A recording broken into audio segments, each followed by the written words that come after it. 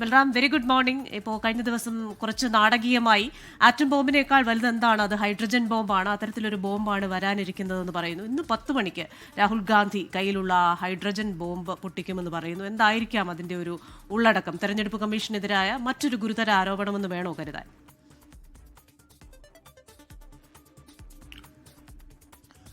Very good morning Christina, Unmesh.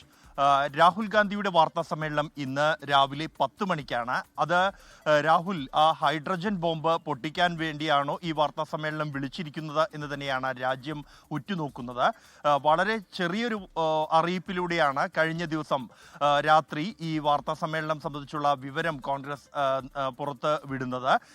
ഇന്ന് രാവിലെ 10 മണിക്ക് രാഹുൽ ഗാന്ധി മാധ്യമങ്ങളെ കാണുന്നു എന്നും അത് പുതിയ AICC ആസ്ഥാനമായ ഇന്ദിരാഭവനിൽ വെച്ചാണ് മാധ്യമങ്ങളെ കാണുന്നത് എന്നും 9:30 തന്നെ എത്തണം എന്നുമുള്ള അറിയിപ്പ് മാത്രമാണ്, വളരെ ചെറിയൊരു അറിയിപ്പ് മാത്രമാണ് ഈ വാർത്താക്കുറിപ്പിൽ ഉണ്ടായിരുന്നത്. എന്നാൽ കോൺഗ്രസ് വൃത്തങ്ങളിൽ നിന്നും ലഭിക്കുന്ന സൂചനയനുസരിച്ച് രാഹുൽ ഗാന്ധി ആ ഹൈഡ്രജൻ ബോംബ് ഇന്ന് പുറത്തുവിടും എന്ന് തന്നെയാണ് ലഭ്യമാകുന്ന വിവരം.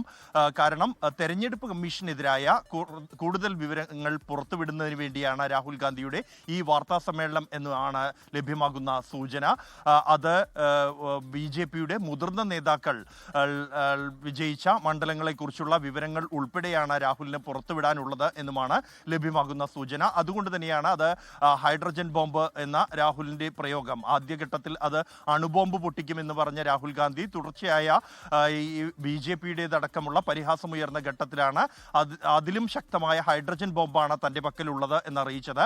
ആ ഹൈഡ്രജൻ ബോംബ് ഇന്ന് രാഹുൽ പൊട്ടിക്കും എന്ന് പ്രതീക്ഷിക്കുകയാണ് രാഷ്ട്രീയ ഇന്ത്യ. അത് ഏത് മണ്ഡലത്തെക്കുറിച്ച് എന്തെല്ലാം വിവരങ്ങളാണ് രാഹുലിന് പുറത്തുവിടാനുള്ളത് തുടങ്ങിയ കാര്യങ്ങൾ ഏറെ പ്രസക്തവുമാണ്. കാരണം ഈ ഇന്ദിരാ ഭവനിലെ വാർത്താ സമ്മേളനത്തിലായിരുന്നു നേരത്തെ രാഹുൽ കൃത്യമായ കണക്കുകൾ നിരത്തിക്കൊണ്ട് അത് മറ്റ് സ്ലൈഡുകളുടെ ഉൾപ്പെടെ സഹായത്തോടുകൂടി വിശദമായി വിവരിച്ചുകൊണ്ട് മണിക്കൂറിലേറെ നീണ്ട വാർത്താ സമ്മേളനം നടത്തി ആദ്യഘട്ടത്തിൽ തെരഞ്ഞെടുപ്പ് കമ്മീഷനെതിരെ ആരോപണം ഉന്നയിച്ചത്. ചരിത്രത്തിൽ തന്നെ ആദ്യമായി ഇത്തരത്തിൽ ഒരു ആരോപണം തെരഞ്ഞെടുപ്പ് കമ്മീഷനെതിരെ ഉയർന്നപ്പോൾ തെരഞ്ഞെടുപ്പ് കമ്മീഷൻ ആദ്യഘട്ടത്തിൽ പ്രതികരിക്കാൻ തയ്യാറായില്ല, അല്ലെങ്കിൽ ഒറ്റവരി പ്രതികരണത്തിൽ പ്രതികരിച്ചെങ്കിലും തുടർന്ന് രാജ്യവ്യാപകമായി ഈ വിഷയം ചർച്ച ചെയ്യപ്പെടുകയും സമ്മർദ്ദമേറിയതോടെയുമാണ് ചരിത്രത്തിൽ ആദ്യമായി വാർത്താ സമ്മേളനം വിളിച്ച് പ്രതിരോധിക്കേണ്ട സാഹചര്യം തെരഞ്ഞെടുപ്പ് കമ്മീഷൻ ഉണ്ടായത്. സമാനമായ വലിയൊരു വെളിപ്പെടുത്തൽ രാഹുൽ ഗാന്ധിയുടെ ഭാഗത്തു നിന്നും ഇന്ന് ഉണ്ടാകുമെന്ന് തന്നെയാണ് പ്രതീക്ഷിക്കുന്നത്.